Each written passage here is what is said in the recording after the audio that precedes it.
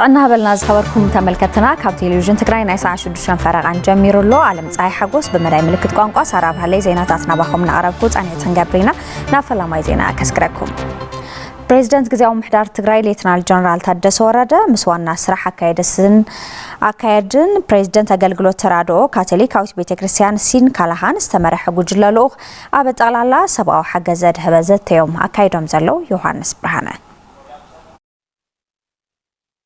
ኣብ ከቢድ ማሕበራዊ ጸገም ዝርከብ ህዝቢ ትግራይ ህጹጽ ሰብኣዊ ሓገዝ ክቀርበሉ ፕሬዝዳንት ታደሰ ወረደ ጸዊዖም እቶም ፕሬዝዳንት ነዚ ዝበሉ ኣገልግሎት ተራድኦ ካቶሊካዊት ቤተክርስቲያን ኣብ ትግራይ ኣብ ናይ ህይወት ምድሓን ስራሕቲ ቀረብ ምግቢ ምርጋጽ ውሕስነት ምግቢ ህንጸትን ሕድሳትን ኣብያተ ትምህርቲ ኣገልግሎት ጾሪ ዝስተማይን ካልኦት ብርከት ዝበሉ ንጥፈታትን ስራሕትን ንዘበርከቶም ዓበይቲ ደገፋት ምስግና ዘቕረቡ ኮይኖም ሕዚ እውን ኣብ ትግራይ ዘሎ ኩሉ መዳያዊ ጸገማትን ሕጽረታትን ክሳብ ዝፍታሕ ካብ ናይ ህጹጽ ሰብኣዊ ሓገዝ ክሳብ ናይ ዳግም ሕቤትን ህንጸትን ተመዛበልቲ ናብ ንውር ቦትኦም ዝምለስሉ ደገፈም አጠናኺሮም ንኸቀጽሉ ጸዊዖም ፕሬዝዳንት ታደሰ ወረደ አገልግሎት ተራድኦ ካቶሊካዊት ቤተክርስቲያን ምስ ዓለም ለኻዊ ትካል ተራድኦ ልምዓት አሜሪካ ብምትሕብባር ብፍላይ ኣብ ትግራይ ብሰንኪ ኩናትን ድርቅን ኣብ ከቢድ ሓደጋ ንዝወደቀ ሕብረተሰብ ህጹጽ ሰብኣዊ ሓገዝ ብምሃብ ዋላ ኣብ ባይታ ምስ ዘሎ ኣዝዩ ከቢድ ጸገም ዘይማጣጠና ይኹን ነገር ግን ንኹሉ ዝተገበረ ድጋፍ ከመስገንን ተጠናኺሩ ንኸቀጽልን ጻውዒት ኣቕሪቦም ተመዛበልቲ ውሕስነኦምን ድሕነቶምን ተሓልዩ ናብ መረበቶም ንኽመለሱ ምስ መንግስቲ ፌደራል ይስርሐሉ ከም ዘለዎ ዝገለጹ ፕሬዝዳንት ታደሰ ወረደ አገልግሎት ተራድኦ ካቶሊካዊት ቤተክርስቲያን እውን ኣብ ዝመዳይ ናይ ባዕላ ኣጃም ክተወፊ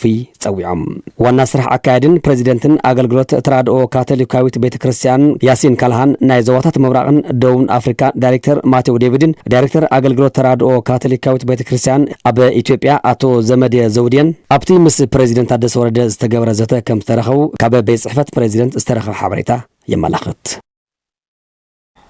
حتون مثلا تጠቃምነት ሓይልታት ጸጥታ ትግራይ ናብ ዝምልከቱ ኣካል ተመሪሕሎም ኣብ ዝመዳይ ዘመልኪቱ ካቢኔ ግዛው ምሕዳር ትግራይ ኣብ ዘካየደ ህጹጽ ኣኼባ ኣብ ሕቶን መሰልን ተጠቃምነትን ሓይልታት ጸጥታ ትግራይ ዘትዩ ንዝምልከቱ ኣካል መሪሖም 5 ጥቅምት 2018 ዓመተ ምህረት ፕሬዝዳንት ግዛው ምሕዳር ትግራይ ሌተናል ጀነራል ታደሰ ወረደ ቀሪቡ መይጽ ዝተገበረሉ ሕቶን መሰል ተጠቃምነትን ካብ 2017 ዓመተ ምህረት ጀሚሩ እናተሰርሐሉ ዝመጸን ብፍላይ ድማ ካብ ሰነ 2017 ዓመተ ምህረት ድማ ነዚ ክሰርሕ ሰጣይሾ ኮሚቴ መጽናዕቲ ዛዚሙ ዘምጽኡ ዝበሉ ቶም ፕሬዝዳንት እቲ መጽናዕቲ ብላዕሎት ሓለፍቲ ሓይልታት ጸጥታ መይጽ ዝተገበረሉን ንዝተወሃበ መምርሒ ርእቶታትን ኣካቲቱ ዝዳለወ ረቂቕ ደንቢ ኢሎም ብመሰረቲ ብፕሬዝዳንት ዝቐረበ ሕቶን መሰልን ተጠቃምነትን ሓይልታት ጸጥታ ትግራይ ብዕምቆት ዘተይ ካቢኔ ግዛዊ ምሕዳር ትግራይ እቲ ዝቐረበ ረቂቕ ደንቢ ተፈጻሚ ክኸውን ዘኽእሎ መምርሒ ፈጻጽማ ክወጸሉ ንዝምልከቱ ኣካል ብምምራሕ በሙሉእ ድምፂ ወሲኑ ክብል ቢሮ ጉዳያት ኮሙኒኬሽን ትግራይ ጸብጺብዎ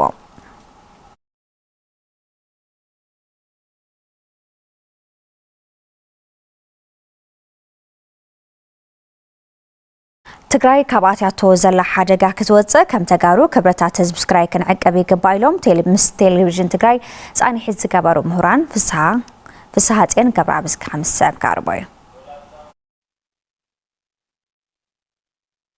ህዝቢ ትግራይ ኣብ ጉዕዙኡን ናብ ማዕበሎምን እናተረብሐሎምን ዝመጸ ፍሉያት ክብርታት ኣለዎም ይኹን እምበር እዞም ክብርታት ሕዚ ንዘለናሉ ኩነታት ከም መዋጽኦ ክረብሑና ክንዲ ምግባር በብግዚኡ እናሸርሸርናዮም ንኸይድ ከም ዘለና ምስ ቴሌቪዥን ትግራይ ጻኒሒት ዝነበሮም ምሁራት ዩኒቨርሲቲ ኣኽሱም ገሊጾም እዚ ክያዶ ድማ ከም ህዝቢ ናብ ከቢድ ጸገም ይወስደና ከም ዘሎ እዮም ዘዛረቡ እቶም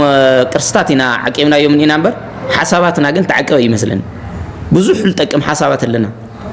ኣብ ፖለቲካ ኣብ ሕጊ ኣብ ምሕደራ ኣብ ታሪክ ባዕሉ ኣብቲ ኢንተርናሽናል ሪሌሽን ክጠቕመና ልኽእል ሓሳባት ብዙሕ ኣለና ነይሩና እሱ ዓቀብና እዩ ብዋናነት መንሸርሽር ወንቴልካኒ ኣመራርሓና እዩ ኣብ ህዝብና ሲል ትረኽበን ኢኻ ትግራይ ብጣዕሚ ዝሕጉስን ዝኹርዕን ክብርታት ኣለዋ ነገር ግን ብተግባር መጺና ክንሪኦ ከለና ግን ትኽብርታት እዚ ናተሸርሸረ ዝመጸሉ ኩነታት ኣሎ ፍላይ ኣብዚ ሕዚ ሰዓት ብጣዕሚ ብዝሕፍር ብዝሰክፍ መንገዲ ንሪኦ ኣለና ማለት እዩ ሕዚ ከም ተጋሩ ካብ ክብርታትና ተበጊስናን መሰረታዊ ረብሓና ለሊናን መጻኢ ዕድልና ክንዲ ምጥጣሕ ኣብ ደቀቕ ተፈላለያት ጥሒልና ንኸይድ ስለ ዘለና ክንእርሞ ይግባእ ክብሉ እውን እዮም እቶም ምሁራት ዝገልጹ ካብ ጫፍ ግብጽ ካብ ጫፍ ስዑዲ ከቨር ልገብር ነበረ ዓድስ ላው ንእሽተይ ነገር ወሪድካ ስኢልካ ኣውራጃዊነት ከባቢያዊነት ዛዕ ትብል ተኾይንካ ካፍቶም ልተሸርሸሩ ክብርታትና ኢልካ ክትወስድ ትኽእል ኢኻ ኣፈላላይ ክህልወና ይኽእል እዩ እሶፈላላይ ምህላዊ መልክዕ እዩ بعوي جن لا بتقمي تغيرنا يقول تقمنا بحقه نواقع عداك كنا روزين خل ناي حبر زخنة ዓብይ ስእሊ ክህልወና ኣለዎ ስእሊ እሱ ድማ ብሄራዊ ረብሓና እዩ ትግራይያ ማለት እዩ ተጋሪዩ ትግራይን ህዝባን መቀዳም ዝብል ኣምር ህላወ ቅድሚት ሰሪዕና ክንኸይድን ሕብራዊ መዋጽእና ክንእንፍትን ዝጠልብ ግዘለና ዝበሉ እቶም ምሁራት ዩኒቨርሲቲ ኣክሱም ስለዝኾነ ኩለና ኣብ ክብርታትና ዝተሰረተ ድልዱል ሓድነት ክህልወናን ምድምማጽ ክሰፍንን ክንሰርሕ ይግባእ ክብሉ ተላብዮም ሕዚ ነጊሳ ክትነብር ዘለዋ ትግራይያ ትግራይ ነጊሳ ክትነብር ተኾይና ድማ ተጋሩ እጃሙ ኸውፍ የለዎም ዝኾነ ይኹን ሓሳብ ተራእዩ ተገምኪሙ ንትግራይ ይጠቅም ዲ ኣይጠቅምን ንህዝብና ይጠቅም ዲ ኣይጠቅምን ዝብል መርገጽ ክህል ክእል ኣለዎ በዚ መንጽር ዚና ወይ ክንገድፎ ወይ ድማ ክንቅበሎ ዘለና ክብርታት ካት ኮይኖም መገስታት ካሉ ተሓድነት እውን ዘላቂ ይኾን እዩ መትከላት እዮም ያ تم كورتات مسرت غير كأخا مالت دلدل حدنت انتحركت سرت كوين كمالت أو كل الشيخ تسمع معلك كمالت يخون بهراو حدنت بهراو هلونا بهراو سقطها لملكته تم عبيتي عند تاتن ولهم الحر أو تسمع معي خاخون كاس مسأي خاون يا وحس يخون أمرارحان ودبات بوليتيكان ون نتقراي أبزربح قدايك زتيون زلنا اللقزة ترديهم تقراريبهم كسرحون اتوم مهورات مال اختم عليفهم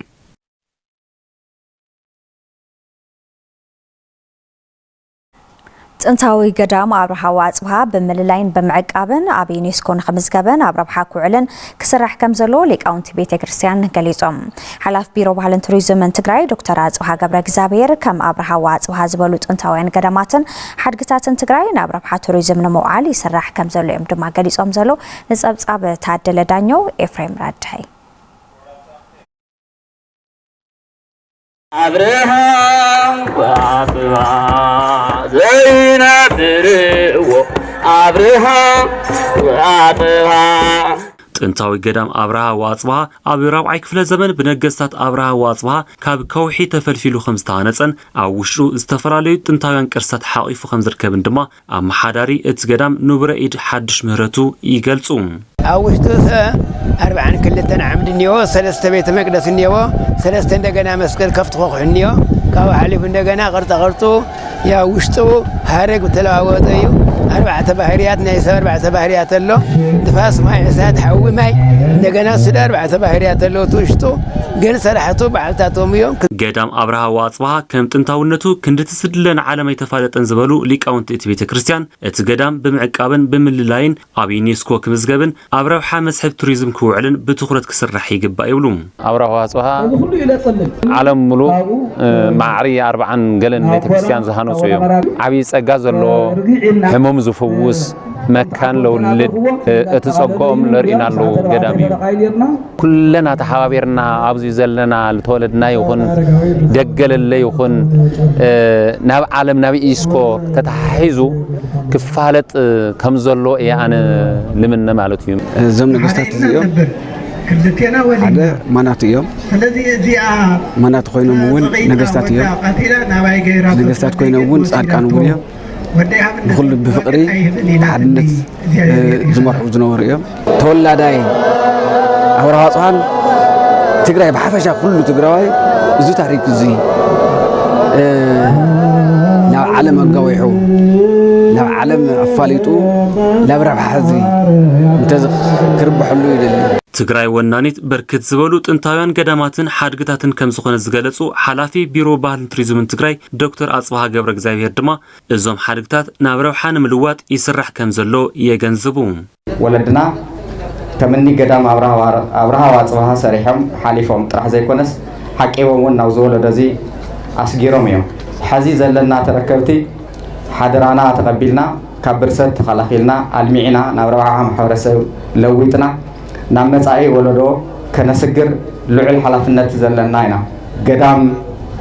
ኣብርሃ ዋጽብሃ ሓዊሱ ተወሰኽቲ 4 ገዳማት ኣብ ዝኸባቢ ዝርከውን ልምዓት ቱሪዝም ናይ ዝኸባቢ ብሰፊሑ ዝልውጥ መዕረፊ ኣጋይሽ ዝሓወሰ ብርክት ዝበሉ ስራሕቲ ዝስርሕሉ ካብ ጣልያን መንግስቲ ዝተረኸበ 1.7 ሚልዮን ዩሮ ኣብ መንጎ ኤምባሲ ጣልያንን ሚኒስትሪ ፋይናንስ ኢትዮጵያን ተፈሪሙ ኣሎ ኳ ደስ በለና ዓመታዊ ክብረ በዓል ገዳም አብርሃ ወአጽብሃ መራሕቲ ሃይማኖት ኦርቶዶክስ ተዋህዶ ቤተ ክርስቲያን ትግራይ ሓለፍቲ ስራሕ መንግስትን ብርክት ዝበሉ ኣመንትን ኣብ ዝተረኸብሉ ብዝተፈላለዩ ሃይማኖታዊ ስነ ስርዓት ተኸቢሩ ኣብ ዝሓለፉ 3 ኣዋርሕ ገበን ፈጺሞም ተባሂሎም ካብ ዝተጠርጠሩ 281 እቶም 297 ኣብ ትሕቲ ቁፅጥር ከም ዘውዕለ ቤት ጽሕፈት ፖሊስ ከተማ ሽረ እንዳስላሴ እዩ ኣፍሊጡ ዘሎ ዝጸብጻብ መሳርሕትና ኢየሩሳሌም ካብረመድን ከም ስዕብ ክትዳልወልና ኣብ ከተማ ሽረ እንዳስላሴ ዘሎ ጸገም ጸጥታ ስዒቡ ሕብረተሰብ ንስርቂ ክትራንን ፈተና ቅትለትን ይቃላዕ ከም ዘሎ ነበርቲ ከተማ ይገልጹም ሓደጋ ኣሎ ሰብ ብዝኸዶ هنجي جنبر يوقع يزرف بقار كلش حدا قال لنا بقى تزاكل مالتي كل لاون سرح نيريو نايس زور مالته نيريو ابز 4 وان كو بزحات سوات دحرت من لعاد تحسوات وين لو እንደገና ገዛ ፈጊርካ መእሳው መሳርሒ እስካ ኣቲኻ ፈራሪኻ ገንዘብ ምሳድ ሞባይል ምሕዳግ ወርቂ ምሳድ ነይሩ ኣብታ ከተማ ዝረአ ዘሎ ጸገም ጸጥታን ምፍታሕ ኣካላት ጸጥታን ሕብረተሰብን ተዋዲዱ ኣብ ምሕላው ከባቢ ይሰርሕሉ ዝበሉ እቶም ነበርቲ ገበነኛታት ሒስካ ግቡእ ፍርዳ መሃብ ግና ጸገም ኣሎ ይብሉም ድሕረት ምልዓል ግን ወሰናይ መልክዑ ሕጂ ድሓነሎ ኢልካ ከተማ ትኽእል ወላ ሙሉ ይኹን ግን ድማ ድሓነሎ እዚ በፈንጂ ተረኺቦም ወላ ተተሓዙ ኣብ ምስዳደሉ تأثيرهم بزاف زوم لمعت وجل زوم ناي بوليس مندر حيزهم ناب ناي وزوح قصحهم كله بقى مسكر زي بولم زبادلو ليبا مسكر غير يسرن ኣብ ቀዳማይ 40 ዓመት ብገበን ካብ ዝተጠርጠሩ 281 እቶም 267 ኣብ ትሕቲ ቁፅጥር ከም ዘውዓለ ድማ ኣዛዚ ፖሊስ ከተማ ሽረ እንዳስላሴ ኮማንደር ይርጋ እምባዬ ገልጹም ኣብ ዝሓለፈ ዓመት ሓፈሻዊ ገበን 201 ነጋጢሞምና ነይሮም ኣብ ዓመት ቀዳማይ 40 ዓመት ናይ ሰስተዋሒ ዳታ 226 ገበናት ተፈጺሞም እዮም ካብዚኦም እቶም 190 ገበናት ከበድቲ ገበናት እዮም ካብዚኦም ድማ እቶም 37 ገበን ዝፈጸሙ ኣካላት ናብ ሕጊ ቀሪቦም ፍርዲ ተዋሂቦም ይብሉም እቶም 14 ኢና ዝሓዝናዮ 14 እውን ፍሉይ ጽንዓትና ገበርና ወንጻልታት ንገብር ኣለና ብላይቶም ሃንጊ 23 ገበናት ተጋጢሞምና እዮም እዚ ሰለስተ ወርሒ 23 እዮም ቁጽሮ ኢልና ካብዚኦም 13 ፍርዲ ረኺቦም እዮም ካብ 1 ዓመት 6 ወርሒ ክሳብ 17 ዓመት ዝተፈረደሉ ኩነታት ሆነሎ ማለት እዩ ኣፍቶም ካልኦቶም ያው ተመዝገቡ አዝሙልኮ ተፈትሕ ተላይሁ ኣብ ከይዲ ርክብ ከም ዘሎ እዩ ሕሉፍ 3 ዋርሕ ዝተፈጸሙ ቀለልትን ከበትን ገበናት ምስ ናይ ዝሓለፈ ዓመት እንትነጻጸር ወሰኻሪ ይብሉም ነጥቢ 4.3% ወሲኹ እዩ እዚቲ ሓፈሻዊ ከበት ገበናት ንዚለ ኣጠቃላሊት መወሰኽ ምክንያት ግን ሓደት ናይ ከባቢና ዘሎ ምስ ርክዝ ዘለ ማሕበረሰብ ዝእከበሉ እዩ ነዚ ዝሽከም ስራሕ ዕድል የለን እቲ ንረኹ ኩነታት ኣሎ እዚ ተኣሳሲሩ ቀለልቲ ስርቅታት ብርክዝ ዝበሉ ኣጋጢሞምናዮም እቶም ስርቅታትን ሞባይል ሓፂነ መፂን ዝተፈላለዩ እንስሳ ከምዚኦም መሰሉ እዮም ዘጋጥሙ ዳርጋ ሁሉም እቶም ናይ ስርቂ ገበናት ተቆፅሮ ዒልናዮም ኢና ገበንን ስጋት ገበንን ኣብ ምቕናስን ጸጥታ ከተማዊ ሕሳብ ምግባርን ምስ ሕብረተሰብ ተዋዲዶም ይሰርሑ ምህላዎም ድማ ኮማንደር ይርጋ ኣብሪሆም ኣብ ክፍለ ከተማ ቀዳማይ ወያነ ዝርከባ ኣብያተ ጽሕፈት መንግስቲ ንህዝቢ ግቡእ ግልጋሎት ከባ ኣባላት ቤት ምኽሪ ታ ክፍለ ከተማ እማ ተሓሳሲቦም ዘለዎም ቤት ምኽሪ ክፍለ ከተማ ቀዳማይ ወያነ ራብዓይ ዘመን መበል 39 ስሩዕ ጉባኤ ሳሊጡ ዘሎ ገነት ካሳይ ربعي زبن مبل 39 سرع قبائي بيت مخر كفلة كتما قدماي ويانا تخايدو بوانا محادار تا كفلة كتما يتهايلا قبرا قرقس أبز قربو أفلات مسرحتي 19 عام تمرتن ربع عامات 19 عام تمرتن أبو محاسبتان أو هبا قلقالت بيت صحفة أبيات عين تا كفلة كتما سأقامات كم زنبرو تلعيلهم حبرتسبنا نمان ديو كاب سقاعت نقبن سقاعت نتأخوينو زيون ونا تزرع أبزي حقاوي نقادو حزون نقد فقط زي ولهم يسرح له نمنتاي ناي أتوت باد تجربوا دو شكا حزز تاي تجربوا دو لبل حتوني النح ناي فتح بيت صحفة زت أفقه جنزة تاي سقومتي توسيد له نقول لا تريد كده العلو يلي لاستوصي يلي مغنياتو بسرحوا إيو قدامي ويانا من نحر أنا أقو حفية معت فرسي معت دم معت شنتي ኢና ዳ ፀረግና ንሓድር ለና ተኾነ ኳስ ንሕክምና መብትና ምትኸበረልና ኦሞይ ሳሙናይ በጀተና ሓምካሊ ዓዲ ኩሉ ሙሉእ ማተርያል ምተገበረልና አውዝ ግን የለይ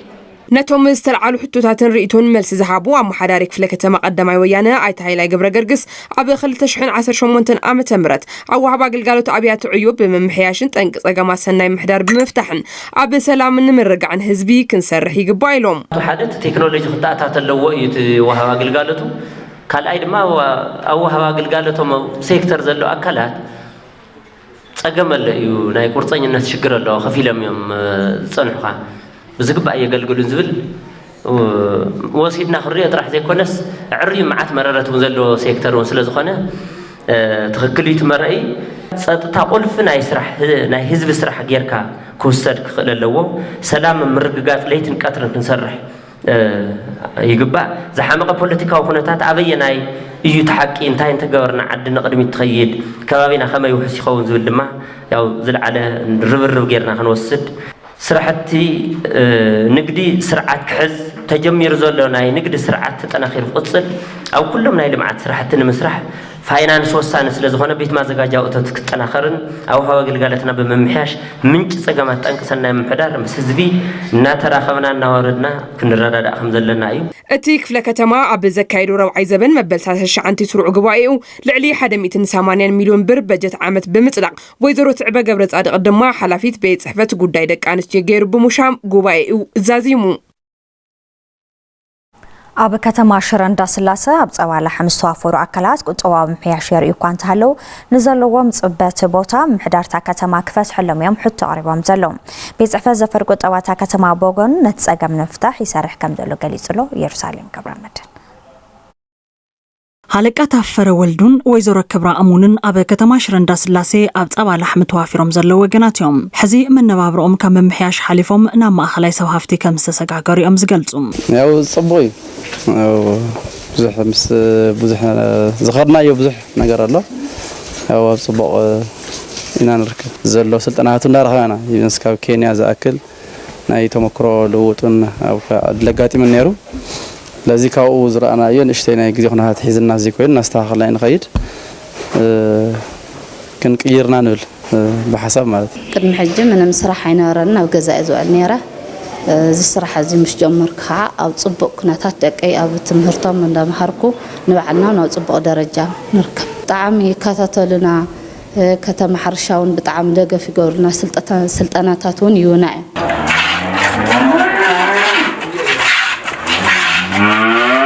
በተዓውዲ ናብ አግሮ ፕሮሰሲንግ ተሰጋጊሮም ስርሖም ንምስፋሕ ድሌት እኳ እንተሃለዎም ጽበት መስርሕ ቦታ ግና ንስርሖም ዕንቅፋት ይኾኖም ከም ዘሎ እዮም ዝገልጹ እስካብ ሕዚ ሒዝና ዝነበረት ናይ ቦታ ጽበት እዩ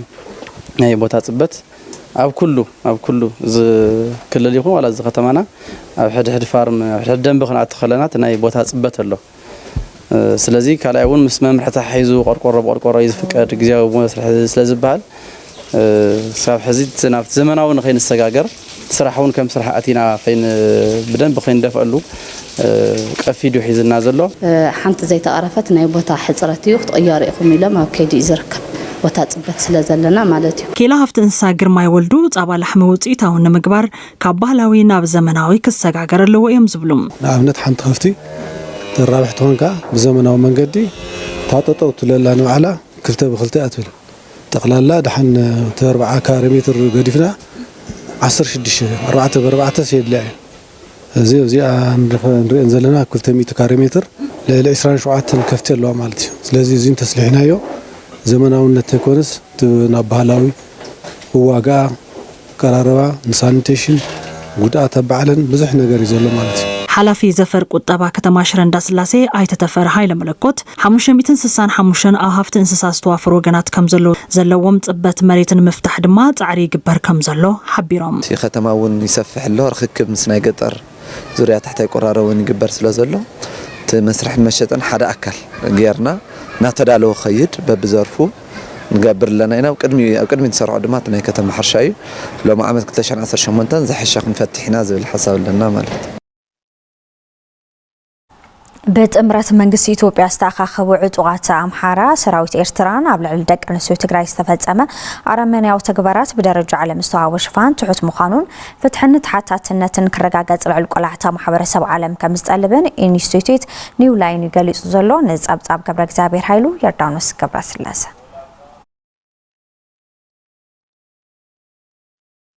Women and girls are being subjected to sexual violence with a level of cruelty beyond comprehension. عبل على حزب تجري استفدت جنوسايد أو كينات صعبو ما هتصندق أنسيو تجري حيلة الجنوسايد كم مسارح وكينات كم استتقاملو وتصيد مصنعتي إنستيتوت نيو لاين علا وغيرهم عبل معرب تجري استفدت أما بهر تكورت أو تقعت رعدن من قستاوي كرت زحزن تجارو كي ولدا كونه تبايلو بتلمي كم استسرحن زرقاقت مصنعتي التجبار عبل كيد كينات زقات من هندبت زي كونس بتلمي زتمرح مصنعت بهر مخاني قلت ناو أكلات دك أنسيو تجري بسرعة استمرحن سلستيوم حيلتات باستوادده استراتيجيكاوي مصنعت زرز فتسمولون مخانو زتقسأت مصنعتي جبنتهم حيلتات جنوسايد بمتنو علامون كانون أبز حالفو 10 عامتات اتزخف مخانو أرديهم متن وليد حدا بهر نمدفع حزبين مبتانن ما هتصندق أنستيو كما حدا جنبار كوينات غير كامتقام قدم حزي بزوح أي تلمدن زبله مصنعتي إنستيتوت نيو لاين أب تجري جن مقراصن مثل تالنت أو أكل زحوسه منور تجبار كم استفدت أما يبره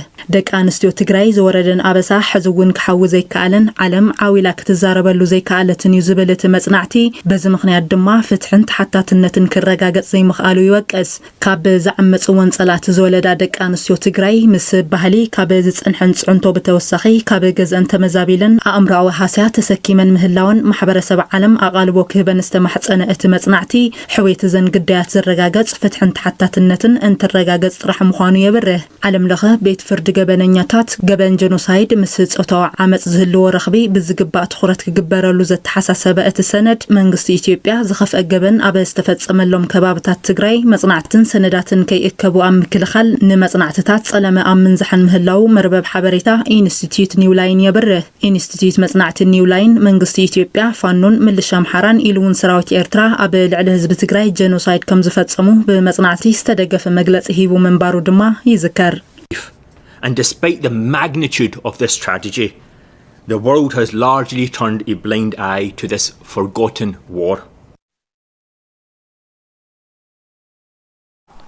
زخبركم تملكتنا حزد ما نابزينا عرفت خسقاقركم دمتاوي حيلا مرقيتا ودمارقي بزحاد روح مام اب كونفرنسيب ريفيرال هوسبيتال عيدر كتلحكمنا حقبرالو دحر مزرح حاموشو تقمت 2018 عام تمرات كابز عالم بموت تفليلهم دمتاوي حيلا مرقيتا ودمارقي ونانطعم زيما بوبهال وجرات ريان بحفشا دما تقرايني نيرو بزحاد صارنا هيوت زمنو دمتاون تقار لاين كوينو بخلو تقاليستيوم ودمارقي سراحتو بحر اندازان ريا وجرات بحفشا دما بحال تقراي حد درجة حف قبل كابز قبرو دمتاوين حدا ينيرو دمتاو هاي لمرقيتا ودمارقي سنسرعت قبروش دشات قمت 2018 عام تمرات أو وردا إسراع الدوجرات أبي سنة على بيت كريستيان مريم جروت كفت أميم تلفزيون تقراي بحلفتي ودمتاو هاي لمرقيتا ودمارقي سسمو مرير حزن إنها قلت نسدرو فتوتن أفكار تكينة باب دماء صنعت تمني له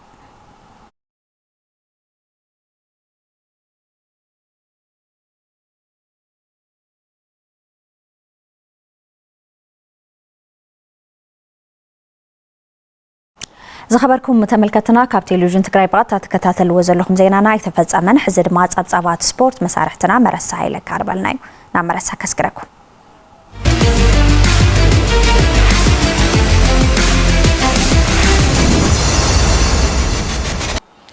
يمسجن سارة سلام زخوركم تملكتنا الساعة استلالو زينات سبورت حيز قريبا لكو مس زينات سبورت ساعة دما مرسا هيلم أب شامبيون بشكلة أفريقيا قتلش حسن حموشن عامة فرنجي ساتفو بشكلة نهات فيدريشن بشكلة إثيوبيا على وغيرهم شمون تدك أنستيو شمون تدمر توعتيو بدمر عسرته شدت آدم تزمرت فيدريشن بشكلة إثيوبيا بمسرة زيدما بدك أنستيو سجك حساي راهيل تامنة يورو هافتون قصانة جرمين كابغانتا مسفن إندستريال إنجينيرينج برهان فقادو سركالم تاين كابغانتا مقلة عندتا داناي تسفاين مرهاو تحدش عندما كابغانتا ترانس إثيوبيا تمرت أنلام ካብዚ ብተወሳኺ ብውልቀ ዝወዳደር ነጋሲ ሃይሉ ሓውሱ ሰመረ ወላይ ካብ ጋንታ ስራሕቲ ንግዲ ጉና ብዛይ ተስፎን ግርማ ዓለም አረጋውን ካብ ጋንታ ፋብሪካ ሲሚንቶ መሰቦ ዳንኤል ጣዓመ ካብ ጋንታ አዲስ መድሓኒት ወልዋሎ ገብረ መድህን ገረዝጊህር ተክለ ጸጋይን ደጀን መሓርን ድማ ካብ ጋንታ ትራንስ ኢትዮጵያ ተመሪጾም እዮም ኣብ ተቐጻሊ ሕዳር 19 ዝጅመር ሻምፒዮና ብሽክለታ ኣፍሪካ ካብ ኬንያ ዝካየድ ኮይኑ መምረፂ እቶም ተቐዳደምቲ ድማ ኣብ ዝሓለፈ ዓመት ኣብ ከተማ መቐለ ዝተኻየደ ሻምፒዮና ብሽክለታ ኢትዮጵያ ምዃኑ ንምፍላጥ ተኻኢሎም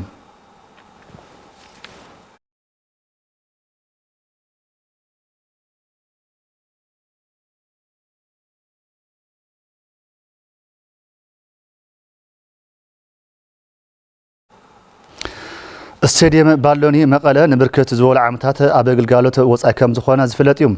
መሳርሕትና ሓየሎም ኪሮስ ድማ ናብቲ ቦታ ተጓዒዙ ህልው ኩነታት ስቴዲየም ባሎኒ እንታይ ከም ዝመስል ከም ዝስዕብ ክቕርበላ እዩ ሓቢራ ንከታተል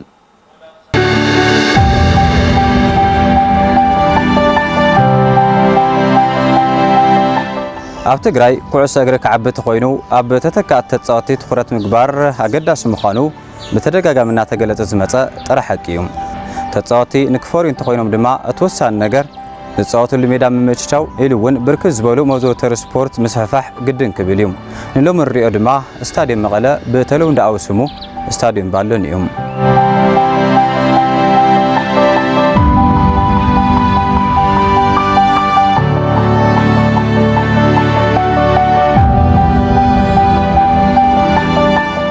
ኣብ 1950ታት 60ታት ዓመተ ምህረት ኣብቲ እዋን ገዛ ኢትዮጵያ ዝነበረ ስርዓት ሃይለ ስላሴ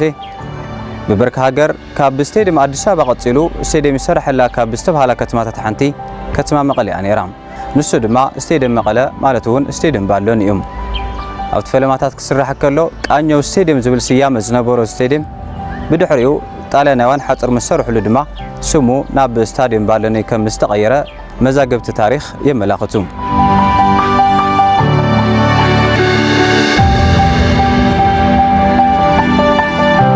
ስታድየም ባሎኒ ልዕሊ ኩሉ ስታድየም ብርክት ዝበሉ ታሪኻት ዝወነነ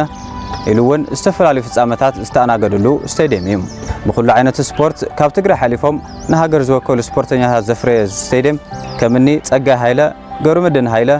ጸጋይ ኪዳነ ማርያም ገብረ ኪሮስ ኣማረ ዝኣመሳሰሉ ተጻወቲ ዘፍረየ ስታድየም እዩ ቅድሚ 10 ዓመታት ድማ ኣብ ፕሪምየር ሊግ ኢትዮጵያ ሳተፋ ዝነበራ ጋንታታት ትግራይ ትራንስን ጉናን እዚ ስታድየም እዚ ከም ዋና ስቴዲየም ገረን ዝጥቀማሉ ዝነበራ እዩ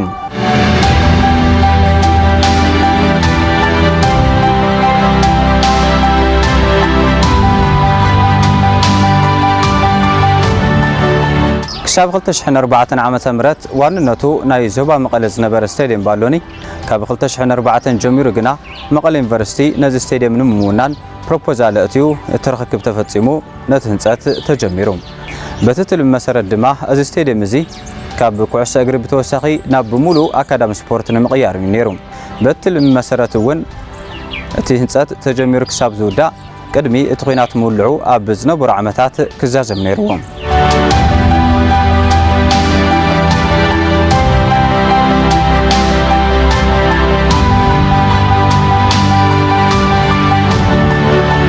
ታሪኻዊ ስታድየም መቐለ ማለት እውን ስታድየም ባሎኒ ንህንጸት ተባሂሉ ካብ ዝዕጾ እንሆ 13 ዓመታት ተቆፂሮም ኣለው ኣብዚ ሕዚ ሰዓት እውን ኣደዳ ጉሕለትን ስርቆትን ከም ዝኾነ ንምዕዛብ ክኢልና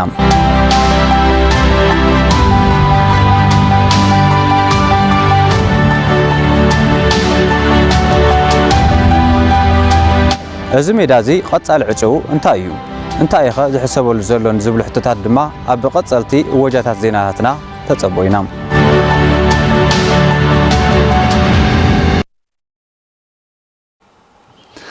እዚ ከም ዝልና ሃለወ ምጉታት ህንጸት ስቴዲየም ባሎኒ መቐለ ኣብ ምንቅስቃስ ስፖርት ኣልታዊ ጽልዋ ይሕድረሎም ከም ዘሎ ስፖርተኛታት ገሊጾም ኣለዉ ሕዚ እውን ሓየሎም ኪሮስ ኣዋሊድዎ ኣሎ ከም ስዕድ ድማ ከቕርቦ እዩ ኣብ 2004 ዓመተ ምህረት ንህንጸት ተባሂሉ ዝተዓጸወ ታሪኻዊ ስቴዲየም ባሎኒ ክሳብ ሕዚ ከይተዛዘመ ህንጸቱ ደው ኢሉ ይርከብ ንብርክት ዝበሉ ዓመታት ብሉጻት ስፖርተኛታት ዘፍረየ ስቴዲየም ንምዃኑ ነባራት ተጻወትቲ ይምስክሩ ብዙሕ መናእሰያት ዝፈልፈለ ሜዳ እዩ ታሪካዊ ዝኾነ ቦታ እዩ ሶት እዚ ታሪካዊ ትብል ተለና እንደገና ብዙሓት ሰባት ንሕና ቆልዑ ኣለና ስላተጫወቱ ዝነበሩ ዓብይ ስም ዘለዎም ሰባት ዝፈጠረ እዩ ያው ዕባይ ባለንስ بكل نا سبورت مداي صوي خلي يودؤ سبورتنياتات افريقيا بوتازي مالتي توم عبيتي كلات املغونا ترانس تيدي تግራይ ፖሊስ ዋልታ ለኤልፓ ክሬት ብዙ ክራት ወዚ ተጻዊቶም እዮም ያው ብዙሓት ናዲሳ ክራቱን ላመጹ ያው ዚ ጻውት ነይሮም እና ጽቡቅ ንሕንሕ ነይርዎ ሹዕ ማለት ደስ ልብል ና ስፖርት ሜዳ ይነይሩ ማለት ዋሌኒ ንገብረመድና ኃይለ ንጸጋይ كدانا ماريام ندانيال صحية نجبر مارا أو صبغ درجة خز مثلا أنت بإثيوبيا درجة اسمه الصواع لفريق بالينيو استاديوم بالوني كاب أقلقلوت وتصاو خوينو كم زيلو بمرأيهم أزيهم كم زحزون دحر مقلاص إذا استاديوم عصاو دما استفلالي محبراون قطباون صعبينات كم زمصاي يحبرهم كاب سبورتنيا مفلفالو تاريفوس تعاصيس خالي صعبينات ألبالي ودعونا ألبالي بتخوعلو سو اللوزيات تعاصيو خزي أو دركي درجنا سبورتنيا تاتس درك لقات أمنا خونة تاتلو ناكو عشان وزو ترميدات تعميك سبعة فعيل جبوا ياو زيدهم وزو مسرات نبر ميدا بمخان مالتي هم زي كيف الطريقة لنا تعمي نحزن مالتي ياو فلفل ينيرنا سبورتنيا تاتنا تجرينا تجار تصاطو سبورتنيا تاتسكاب بيرا بدن تجاويتهم يموز كاوز ميدا زيدوس يوم الناس هم زيدوا الطريقة لها دارجاتو لولو من قصاص لدويلي أخاتل لحش سراح تصريحه بالين لافتنا ورا نجار كملس دفيت لجبر أكالي لي بكا سويلو هم تريو تو تصريحنا خازون تسفلا قرنا نرى تحجنا تفتح ميوستوا تي تندينا ولا بولي وستوا لا بكا بتعمي قد حزن عسرت 3 عامات تغمل لي ولا بكا سويلو موعلي هم تري لخايو ناقو حاف ناقو موعلي خوينا بتعمي قد حزن عسرت 3 عامات لكن من وزير البحر اللي هو روحي اللي سويلو تعاسيل له حزون از ستاديوم تهاني صقر ايغو تمريتهم مخان زغلصو اتم نبارات تصوتي يملكتنا اي بحال تدما بتخرت كسرحلو صويعم خزون حصير غزا وشتي ز نغرات زي تراواريوم تمصو لا سرح تاتيوس لكن سبورتنيا تاتنا تفلفلومس عبيت تጫወተው ወጽኦም ኢትዮጵያውን በልክ ዓለም كጫወቱ لقلعت خزون كنفر نخلينا نحر تخرته هو لمتين سرار حمزيلهم مسرحهم صبايو ግን እንደحر መወዳት አለ ይሉ እንደحر ፊኒሺንግ ለመጨረሻ እንደحر ላይ ታሪያጊን ያው خازለ ደውዩ ስለዚህ ተወዲዩሲ ብዙሃት መናሳያት ካውዝ ሜዳ ዚል ፎሪሉ ልኮን ይድልየተ عبيتو دي ተጫወቱም ለሐለፉላ نيو ساتهم المس منجست أكل مصيم فتح جيرمس أو زي تسرحو تناقدم ذكر مصيم موبايلين كوفي لم لريلو تسيتي قبر مالتنا منجستي زي حجزنا كلالوا كسرح اللوا يلو زي خبركم تملكتنا ساعات زنا يوم زينات سبورت نزي مسل نيروم نابسارك مرسكم بوغنيجن أوزازيمة سلام